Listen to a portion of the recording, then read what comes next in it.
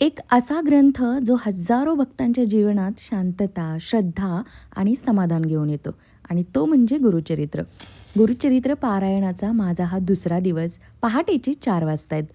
गुरुचरित्र फक्त वाचायचा ग्रंथ नाहीये, तर जगायचा अनुभव आहे.